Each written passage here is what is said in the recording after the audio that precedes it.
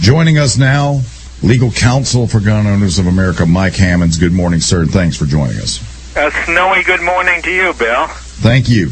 Oh, is it snowing in Virginia, too? It's in this entire apartment complex, or office complex. I think I am the only one at work. There's 11 inches of snow. The entire parking lot is closed. And thank heavens for global warming, because I'd hate to see what it'd look like if it were bad weather. Yeah, me too. We've got the same thing happening here in South Carolina, so you and I, we have that common thread besides. But now that the boss is away, the inmates have taken over the asylum. There so you you're go. stuck with me. There you go. Let me ask you a question. In the work that you do with Gun Owners of America, one of the things that stymies me in the work that I do for Gun Owners of America is when I look at states like, say, not Colorado, we'll talk about that in a minute, but like New York and Connecticut. Yeah. Where what they are doing is running completely, the abortionists get out there and say, well, Roe versus Wade, it's settled law. Yeah. The Heller and McDonald decisions, which talks about common use, individual use, man-portable weapons, that kind of thing, they are completely in 180 degrees away from it, yet they do it. And how is that? I mean, how does that even happen? I mean, is this just the way of the United States? I told everyone at the time the Heller decision came down, time of the McDonald decision came down. I assume most of your listeners know what they are, but basically Heller recognized the fact that the Second Amendment was an individual right, not just the right of states to have a militia. And McDonald recognized the fact that the Second Amendment applied not only to the federal government, but also to the states. At the time it came down, I said, and as a result, Gun Owners of America said, look, look at page 54 of the decision, in which Scalia says, well, this doesn't stop reasonable common sense gun regulations, which have been in effect. And I said at the time, don't count on the Heller decision to save us. And I said that what we need to do is be eternally vigilant, go on a state-by-state, bill-by-bill basis, and make sure these anti-gun bills aren't passed. Because if they are passed, then, I don't think you can count on the Heller decision. But secondly, the courts are being packed with Obama-appointed judges. And most recently, Harry Reid, who's the Democratic leader of the Senate, changed the Senate rules by dictatorial edict and said, we're going to approve all of these people with strictly Democratic votes. We no longer require 60 votes. You no longer require Republican votes in order to pack the courts. We will pack the courts with anti-gun Obama judges by just 50 votes plus Joe Biden. And so the answer is, you people who counted on the courts to save us from Obamacare, guess what? You can't do that.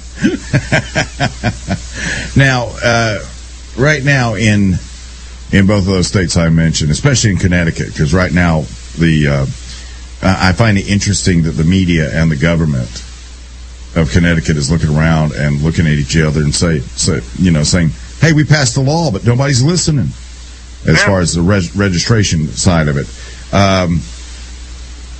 Connecticut had semi-auto registration on the day of Newtown. Right. Guess what? Didn't do any good whatsoever.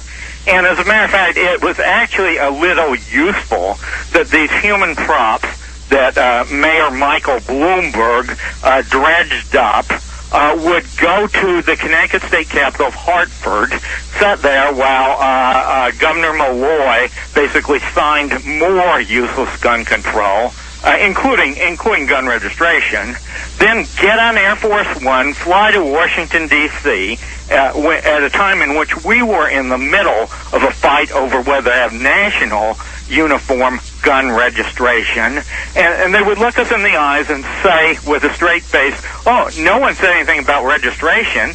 Well, what were you doing yesterday when Governor Malloy signed gun registration into law in Hartford?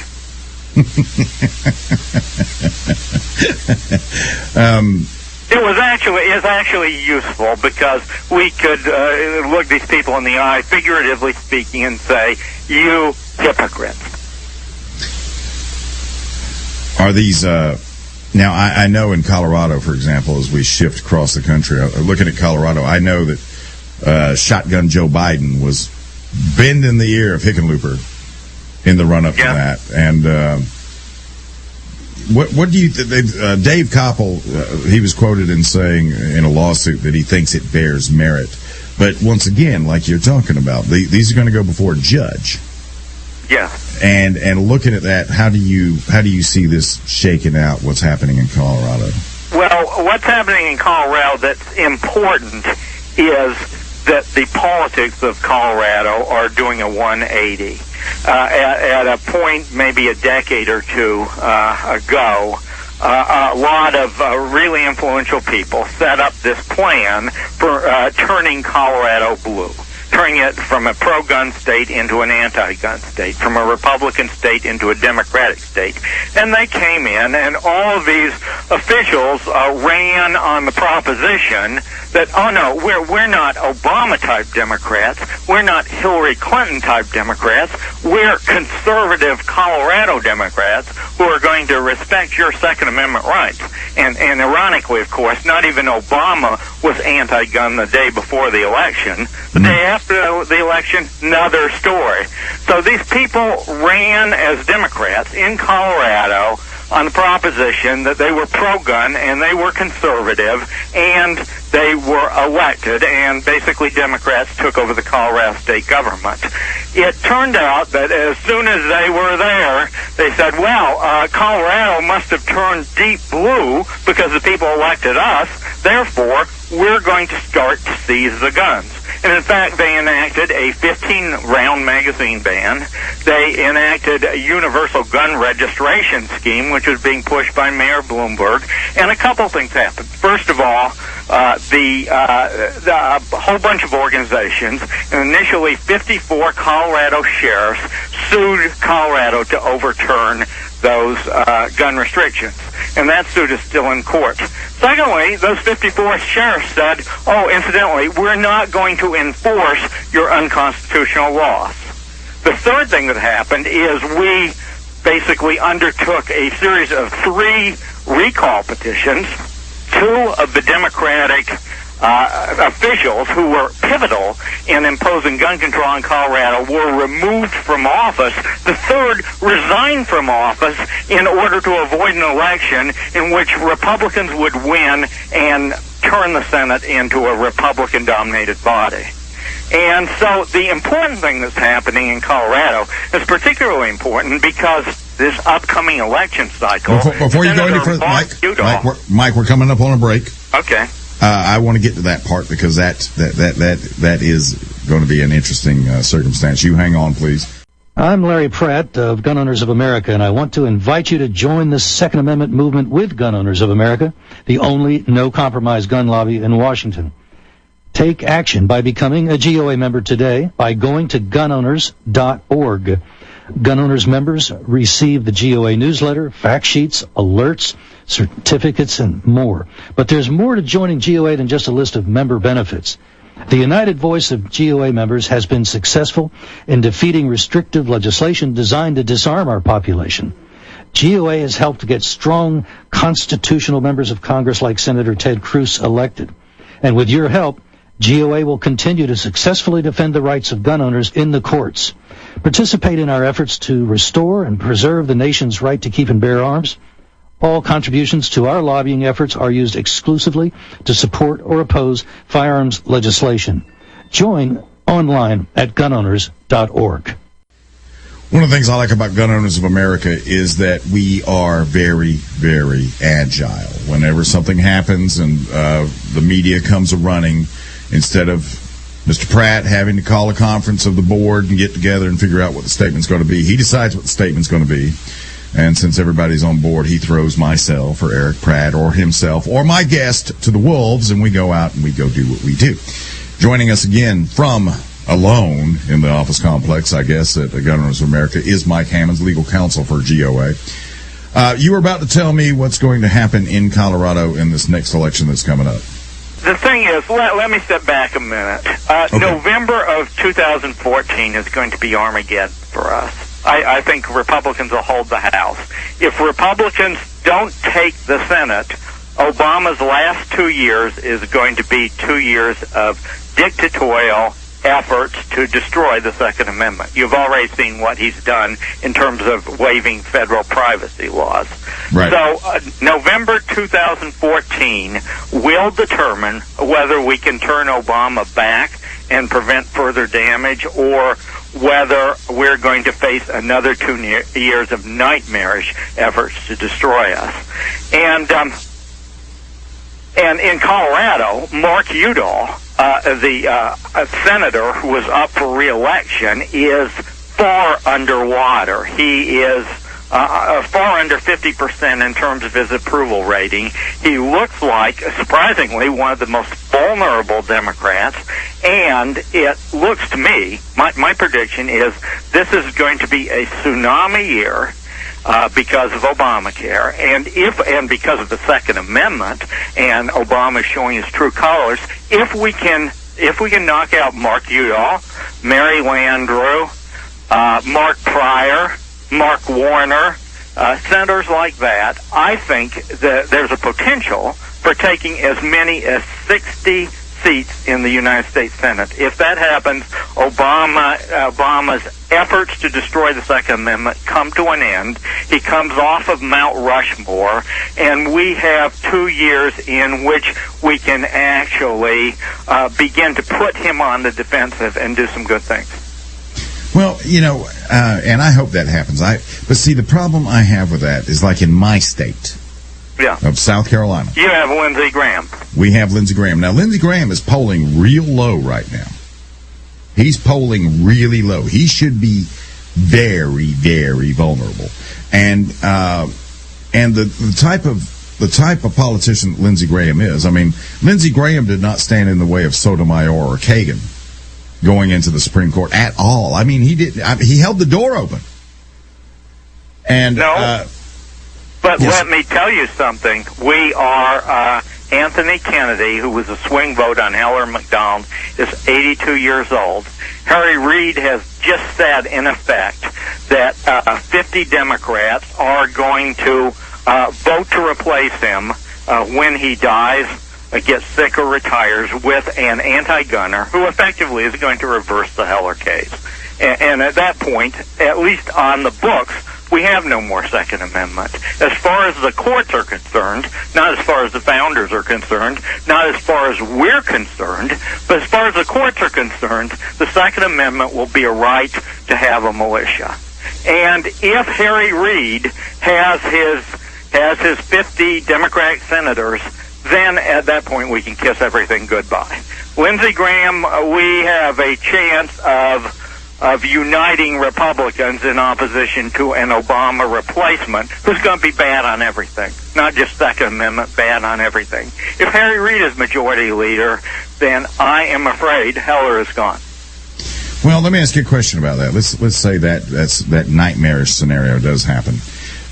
Once I come off of the binge drinking that I will go through, when I'm looking out there, how is it that the Supreme Court pick up a case that's already been adjudicated by them and revisit it just because they want to? Not in theory. In theory, there's a doctrine called stare decisis. In practice, you've seen the way Obama and the people who work for Obama have acted in terms of ignoring the law, ignoring the rules, ignoring the Constitution in order to do whatever they want. And I think it would be a mistake to think Sotomayor and Elena Kagan and whoever Obama appoints to replace Anthony Kennedy, I think it would be a mistake to think that they're not wholly indentured servants to Barack Obama and to his views with respect to the irrelevance of the Second Amendment. Now, I guess it would depend. I guess it would be trumpeted were that to become the scenario where they reversed Heller by the media, where they would say, yes, once again, the Second Amendment is under duress. How do you think that would play in the United States? I would hope that what Obama is doing now would play sufficiently badly so that gun owners would rise up and throw these people out of office. I would hope that after Obama has said, as he just did, incidentally, federal privacy laws, I'm going to repeal all of them as far as the Second Amendment is concerned. I'm going to open the door for tens of millions of people with Alzheimer's, PTSD, and ADHD to be sent to the NICS system in West Virginia and lose their gun rights. You would think that given that lawless action by Obama, that gun owners would rise up and throw these people out in 2014. And I hope and I pray and I believe that they will do that.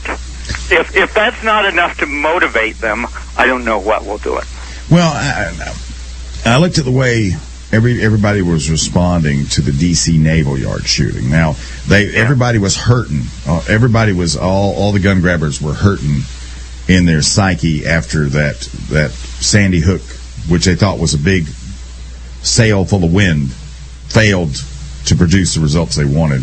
So immediately when the word came out, mistakenly, because on military posts they don't have AR-15s, but they said that Alexis got an AR-15 and he was using that immediately. The media went into it. Piers Morgan, Larry's best friend, he was on it. The New York Daily News, Lupico was right. Of our organization, incidentally.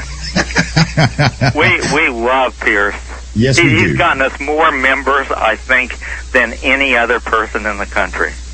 But they jumped all over that, and when they did that, I sort of thought they sort of unmasked, because everybody was jumping up and down about this, and in fact, it turned out he took Joe Biden's advice. Well, there are very few advantages to being very, very old, as I am. But one of them is you see this exercise come around again and again and again. And we saw after Columbine that they had the same campaign. We are going to pick the bones of this tragedy in order to pass gun control and change the nature of the American polity.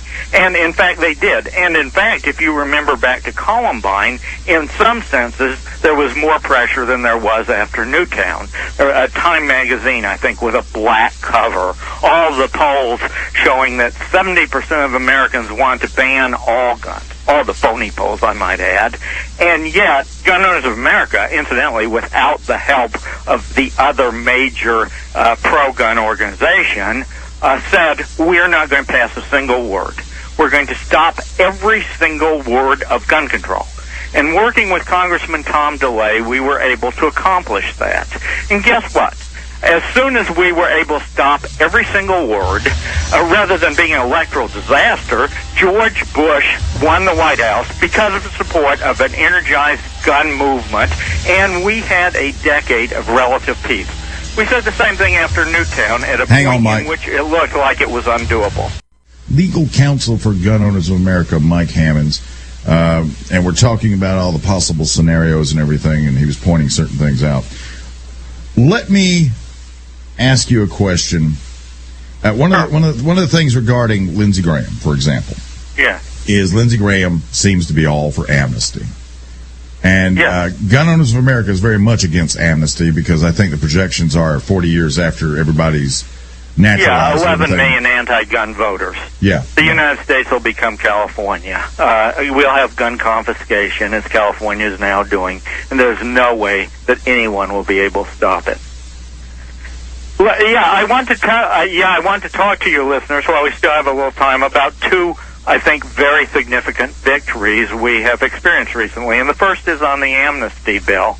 2 or 3 weeks ago, it appeared that John Boehner was hell-bent, and I use that word in every sense, on bringing up amnesty legislation, which every force in Washington, D.C. was telling him he had to bring up, or the Republican Party was toast.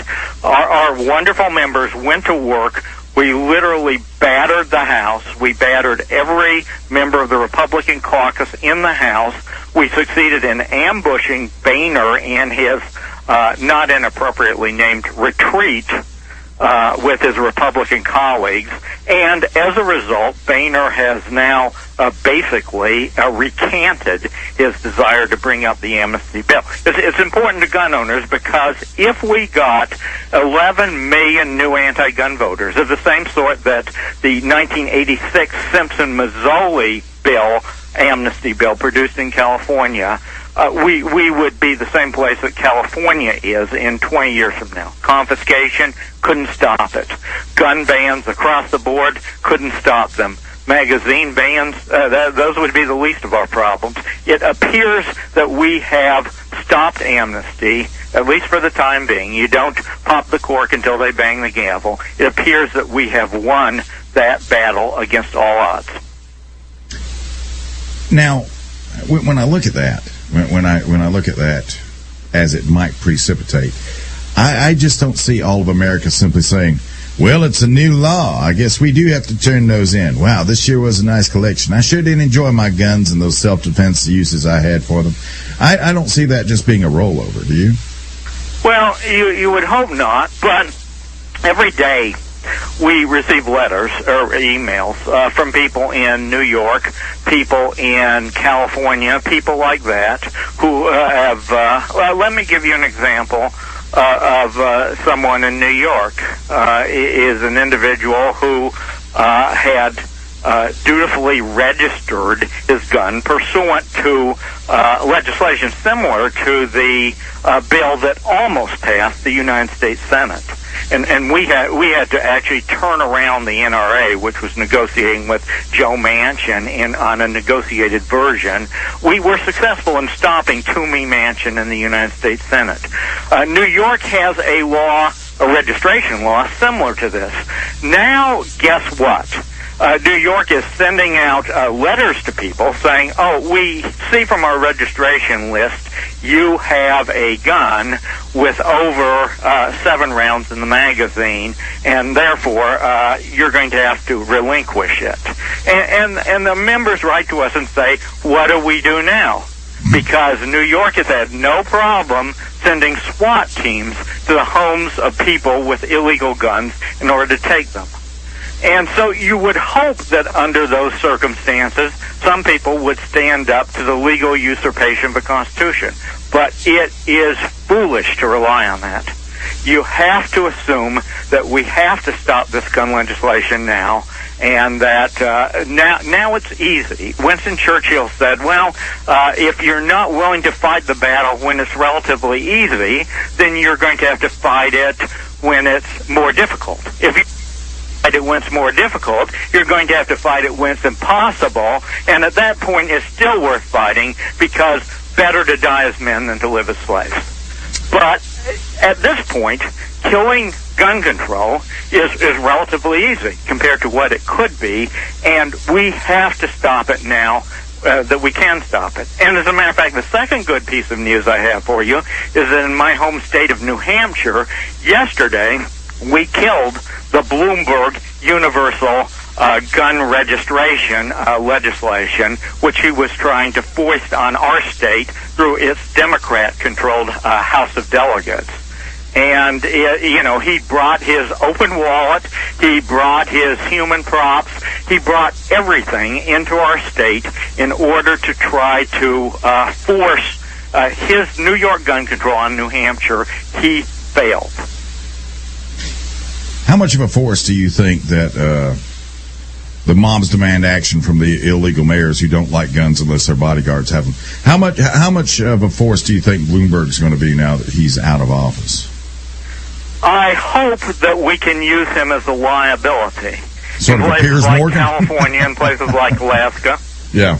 I hope, as a matter of fact, in the alerts that I draft, and I do draft a lot of the Gunners of America alerts, I use Bloomberg's name a lot I like the fact that Mike Bloomberg is running around trying to abolish firearms in a state, incidentally, which as soon as it got its gun registry, as soon as it got its gun ban, lo and behold, there's Governor Andrew Cuomo, the moderate compared to the New York Mayor Bill de Blasio. There's Andrew Cuomo on the front page of the New York Times saying, now that we have our registry, it's time for confiscation. I hold these people up to gun owners as basically what the intention of the anti-gun people are. They're not interested in moderate measures, and if you watch MSNBC, which I do so you won't have to, you see these people go on, and you see the Mark Glazes of the world from Bloomberg's organization go on and say, oh, incidentally, the day after we pass this gun control, we're going to be back with our next gun control, and this is going to be nothing but a platform for our next demand. So the answer is, yeah, I love Mike Bloomberg, even with his open wallet, and we are going to hold him up as an example of where this country is going if we enact the gun control he is demanding. If you're not a member of Gun Owners of America, you should be a member of Gun Owners of America, because you'd be getting alerts from Mike Hammonds and Larry Pratt and Eric Pratt. They don't ask me to write them because I have problems with punctuation. But if you want to sample it, you can sign up for the free email blast, where you'll get to see the same kind of stuff from these guys that's coming out. One of the things I like about being associated with Gun Owners of America, it can be honestly said that Gun Owners of America has never participated in trying to mitigate gun control by helping write the rules, unlike Second Amendment Foundation did with Manchin Toomey, and unlike, I don't know how many times the NRA has done it. I know that Larry tries to have a non-relationship with all of these guys. But at the same time, a lot of these organizations out there that do this has got to, I mean, do they get called out on this? Do their members look at them and say, hey, what are you doing? Or do they try to keep it under wraps or what? They sometimes do. We love it when we can work with other Second Amendment groups. We have no problem working with them, and I think we can form a effective army when they're doing the right thing. When they're doing the wrong thing, as when another organization, a very prominent one, supported the Veterans Disarmament Act, which ended up taking away the guns of 150,000 law-abiding veterans, then we do call them out, and my understanding is they lost tens of thousands of members as a result of that unconstitutional position. So we love working with them when we can, but if we need to, we will call them out. And I'll give you a news flash. We are about to, I think, call the other group out because it opposed Rand Paul's efforts to adopt an amendment to the Postal Reorganization Bill, which will allow people to take their guns into post offices.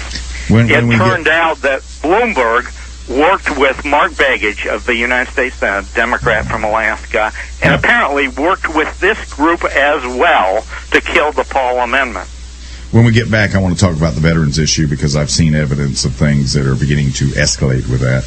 You can find the writings and the things that Mike does on a regular basis at gunowners.org. Having a discussion with the legal counsel of Gun Owners of America, Mike Hammonds. Mike, the other day I got a message from one of the listeners, and I think he's out in Idaho. And he was at a gun shop, and there was a guy there that is a current National Guard and combat veteran, and he was trying to buy a gun. And when they did the background check on him, he was denied, and he was told it's because he's under VA care. Yeah. And they even told him what kind of medication he's taking for his PTSD. And really? I thought that they were not entering these guys onto the NICS check system until they were deemed disabled and then not able to keep their checkbook with their disability checks. The answer is that if I wrote an article in one of the local Washington, D.C. newspapers, which I think has been circulated pretty broadly, and the title of it was, See a Shrink, Lose Your Gun. Right. And I think if you are a veteran if you are coming back from Iraq or Afghanistan, you have to assume that will be the case. And what happens is you go in, you say, I'd like to counseling. I had a difficult experience in Baghdad that I can't get out of my head, so I'd like someone to counsel with me. What almost inevitably happens then is that the psychiatrist, first of all, finds the guy has PTSD, but more importantly, he assigns a guardian over his financial affairs. And under the Veterans Disarmament Act, what that means is that the psychiatrist can send his name to the NICS system in West Virginia, and as often as not, even in places like North and South Carolina, we know that SWAT teams arrive at that guy's house in order to take away any guns he currently has. And so, and there have been about 175,000 law-abiding veterans. We had no problems giving them fully automatic firearms and setting them loose in the streets of Baghdad. As soon as they arrive on these shores, we take away their constitutional rights with no due process whatsoever. Now, I'm a veteran, and they owe me for some dental work. They started when I was in the military, but and I've thought about getting into the VA system, but I haven't done it yet, simply because, and maybe you can answer this question for me. Yeah. By what authority does signing up for a benefit, it's like saying that if you take your pension, that they're going to appoint a guardian for, this is taking advantage of a benefit that's part and parcel of joining the military. Yeah. And by what authority do they take this, it looks to me like almost complete control of their lives? Yeah, it's absolutely complete control. And as a matter of fact, my mother, who had Alzheimer's, went through the same thing. When she was dragged out of her house screaming, she was taken to a hospital. She was declared to be incompetent in a Star Chamber proceeding in which she had no representation whatsoever, and her family wasn't notified and wasn't allowed to be present. And at that point, the hospital took control of her life. And this is happening increasingly. And what we have said to people is, what's happening to veterans? It could just as easily happen to the tens of millions of people with Alzheimer's, the police and firemen who have PTSD, the individuals who are diagnosed with attention deficit and hyperactivity disorder when they were school children. They could just as easily do that with them, what they've done to veterans. Oh, and incidentally, Obama has just laid the paving stones for that by declaring through regulation, a proposed regulation, that the federal privacy laws don't apply to any of those people. There are potentially tens of millions of additional people who any day could have their names sent to West Virginia if these waiver of these federal privacy laws are made into final regulations. And I don't know exactly what the timetable is going to be, whether it will be 1 day or 1 year or 1 decade or 20 years. It took about 25 years after the 68 Act was passed for it to be interpreted to go after veterans, and it took Bill Clinton. But it will happen if we do not succeed in reversing Obama's efforts to waive his federal privacy laws with respect to guns. Well, as far as the VA is concerned, what could be done legislatively to tell the VA, hey, look, you guys are in charge of the Band-Aids, you're in charge of the prosthesis, you're in charge of the therapy, you're in charge of everything that you were chartered to be in charge of. All of these other adjudications that you're making are way beyond your pay grade. You need to get out of that business. Well, I can tell you what can be done, called the Burr Amendment. It received a supermajority vote, though not 60 votes, when Manchin-Toomey was being considered. It's legislation which we were pushing, and it says, veterans, you can't lose your constitutional rights unless you're adjudicated by court. Not a psychiatrist, not a guardian, unless you're actually adjudicated by court. And incidentally, the 175,000 of you who have already lost your rights, those are automatically restored. It's called the Burr Amendment. It has a majority even in the Democratic Senate. And the problem is that Harry Reid is such a little dictator that every time a bill comes up, he will build what's called an amendment tree and block out any effort by us or anyone else to offer amendments like the Burr Amendment. Since July, there have only been 4 Republican amendments which Reid has allowed to be offered. That's why it is so paramount that that guy not be majority leader after January of 2015. Do we know what his rating is now from the other organization? Is he still enjoying that A rating? I hope not. I don't pay that much attention to what what Brand X gun organization does. He has an F from us. He has an F minus, I'm sure. Well, I mean, that's the other thing about, I don't know how But often incidentally, we had to fight very hard to keep the other organization from actually endorsing him the last time he ran for re-election. Oh, gosh. Against old Sharon Angle. I've met her. Yeah. I like her. I think she would have done a good job for Nevada. It's too bad that they fixated on her just telling the truth about the Second Amendment solution. Well, I think the more important thing was, from what I understand, she really didn't have a ground game. She thought she could win the election. It's not as though a pro-gun constitutionalist can't win in Nevada. It's that they can't win if they're solely counting on their television ads. Yeah, I'm trying to figure out a way to get to the VA and let them do what I want them to do and then divorce myself from them. I guess if I never went back, can they come hunting me down? I'm a reservist, so I don't get VA benefits, but I wouldn't go. I honestly wouldn't go. Very good. That's the matter is decided. If you haven't joined gun it's owners, certainly easy enough for me to say, since I don't have the option. When I don't have the free thing dangled out in front of me, it's easy for me to say you shouldn't take the free thing either. Well, if you're a reservist, you've marched in a formation somewhere. Even if you're an officer, when you were going through the training for it, you've done that cadence. Marched in plenty of formations. So you've done that cadence song. Freedom isn't free. There's no such thing as a free lunch. You know. Really? I don't remember. I remember crushing the head of a little bird. I remember that Kate thing. I've never been at that place. You remember yellow bird with a little bill perched upon my windowsill. Lured it in with a crust of bread, then I crushed its little head. What component do you serve in, Mike? I was Army military intelligence. I'm much too old to be in the military now, but okay. I was for many years in the 342nd ASA at Fort Meade. Many of my subordinates were, in fact, worked for NSA. Well, the music is rolling, and I appreciate your time. We will do this again. I have thoroughly enjoyed it. Thanks very much. Thanks so much for having me. Yes, sir. My pleasure. Remember this. It's never been about gun control, ever, ever, ever. It's never been. It's always going to be. It's always going to look for total control.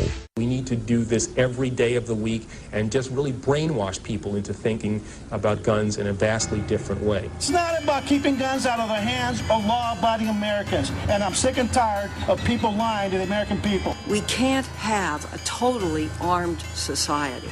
We're not proposing a gun registration system. We're proposing background checks for criminals. In the spirit of gun control, will you disarm your entire security team? We'll get right back to you. You'll get back to me? Hitler took the guns. Stalin took the guns. Mao took the guns. Fidel Castro took the guns. Hugo Chavez took the guns. And I'm here to tell you, 1776 will commence again if you try to take our firearms. Doesn't matter how many lemmings you get out there on the street begging for them to have their guns taken. We will not relinquish them. Do you understand? And that's why you're going to fail, and the establishment knows no matter how much propaganda, the Republic will rise again when you attempt to take our guns.